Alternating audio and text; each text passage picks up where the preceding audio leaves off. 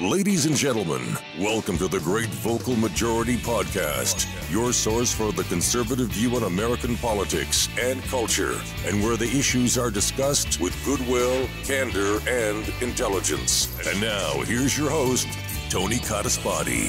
Hey everybody, this is Tony Codispoti, and welcome to the Great Vocal Majority Podcast, Volume 74. And today I'm going to talk about something I don't normally talk about. I'm going to wade into the debate about abortion. I know, it's a debate I don't really like to wade into because it's just a very sticky situation. But today, that's going to change. I'm going to get into it. But before I say anything, let me first say that I'm not dogmatically against or in favor of abortion. I believe there are powerful arguments on both sides of the issue. It's just unclear to me when a fetus becomes a person.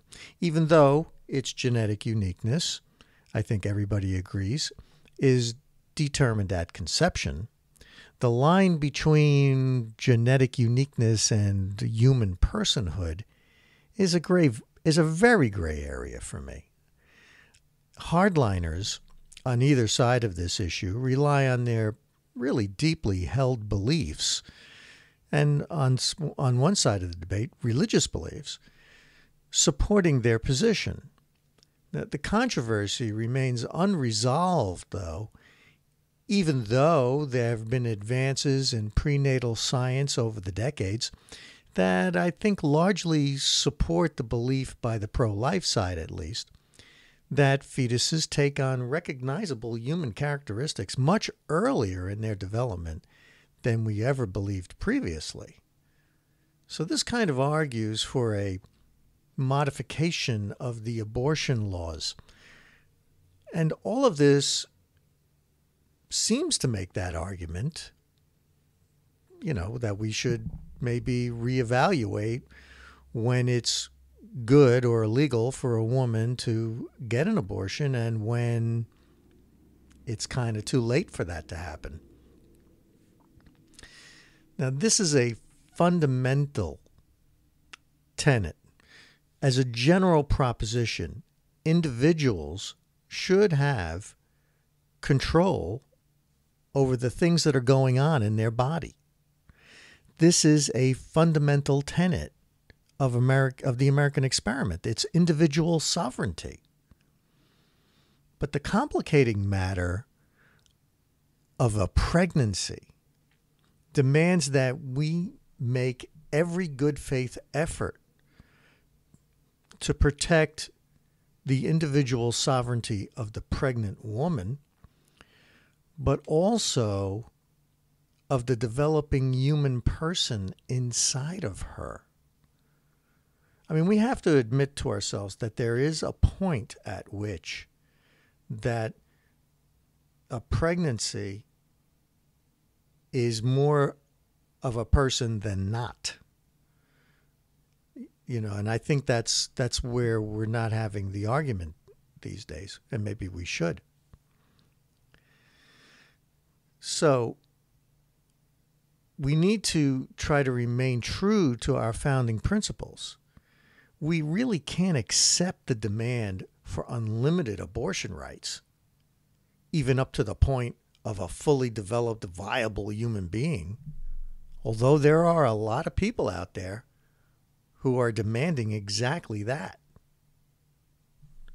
But nor should we accept the demand that all abortions should be made illegal, because in the opinion of some,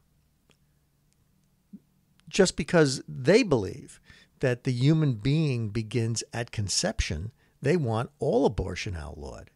But this, to me, is less of a scientific calculation than it is really a religious one. And so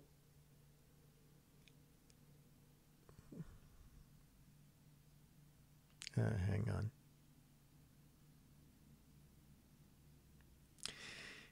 It's really only true in a limited sense that a human being's life begins at conception, because it's only at that point that we determine the genetic uniqueness, if you will, of an individual. But nothing much more than that has been determined at conception. So it's really very difficult to say that a human life begins there. Of course, it is also true that all human beings could have their existence traced back to that moment. So this is the conundrum. But we have to try to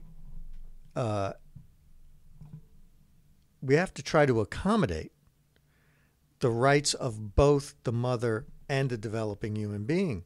So there are going to be trade-offs here, whether we like them or not. The politicization of this debate has ripped America apart, and everybody knows that. In fact, that's why I don't like to really talk about this issue that much. It's done it for nearly half a century. The dehumanizing aspects of abortion prior to Roe versus Wade, that is, women getting illegal abortions, very risky, and so on, that has been way, way far outstripped by the loss of something like 50 million American lives through legalized abortion. The social consequences of the Roe decision really are incalculable. To grant no dignity to the developing human being really does shock the senses. Reasonable people, I think, can disagree as to the precise moment a fetus takes on the characteristics of a fully human person. We should at least recognize, however, that there is a moment where a fetus is a recognizable human person. The most extreme pro-life side of the debate believes this moment is the moment of conception. And the most extreme pro-abortion side of the debate believes that moment is only really up to when the mother says it is, up until the point of birth. That's both of those sides seem to me to be completely unreasonable. Although I must confess, the pro-abortion side is far more unreasonable because we're dealing with a viable human being. So while extremists on the pro-life side virtually dismiss a woman's right to control what is happening in her body, even at the stage of conception, the pro-abortion extremists dismiss altogether the rights of a fully viable but yet unborn human being to be allowed to live, the most basic right of all. So let us consider for a moment what would happen if abortion was completely illegal because it was determined through our laws and political process that a human being begins at conception. Would it end abortion? I don't think so. Or would it just simply criminalize it? For abortion to end as a practice, the values of our culture must change. That seems to me to be a prerequisite. So until that happens, I think outlawing abortion is a very naive notion. I mean, think about it. Although if we did do that, if we did outlaw all abortion, all we would have accomplished by outlawing abortion is criminalizing the women who get them and some untold number of unwanted children. That hardly sounds like a solution to me. Now let's also consider what would happen if abortion was completely legal, even up to the moment a baby is due to be delivered. In my opinion, such a thing would be catastrophic for our entire country. To give no basic human dignity to a viable fetus? That's a horrible degradation of human life. Remember, there is a point at which a fetus is viable. To my way of thinking, Once a fetus becomes viable, it is no longer the mother's decision to abort. That child, if it can live, should be allowed to live. But to allow the killing of a viable human being simply at the discretion of the mother for any reason at all is really the first step toward dehumanizing and degrading everyone in a society to be euthanized or, whatever, for just any kind of light or transient reason. The reason why I did this podcast is that today, the New York State Legislature, to their everlasting shame, did just what I said. They are allowing abortion up until the moment of delivery in the discretion of the mother. And on top of that, if the abortion fails to kill the baby, then the born alive baby can be killed. This is outrageous that the New York State Legislature passed this into law.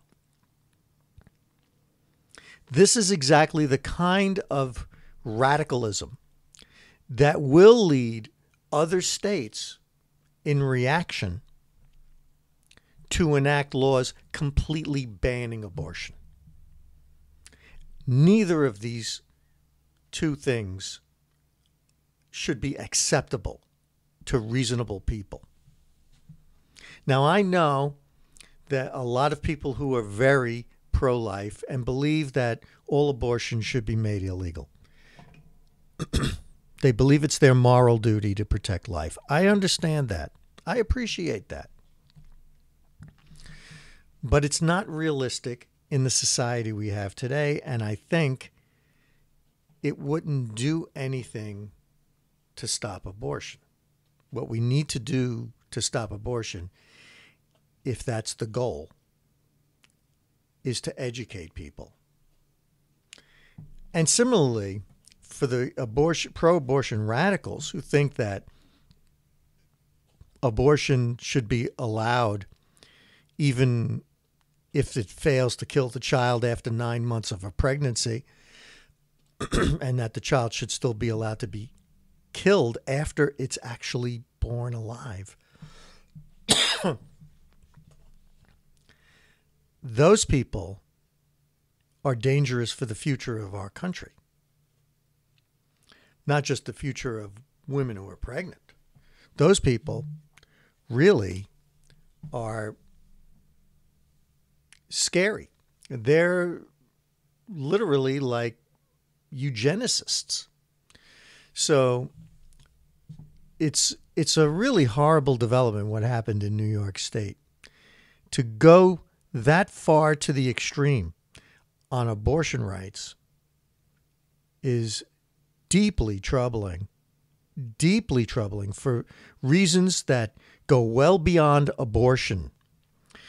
And in my humble opinion, the New York State Legislature and the governor, Andrew Cuomo, God damn them all. Because what they did today was wrong. That is wrong. That is much too extreme. And we should never have laws in this country that allow the killing of babies.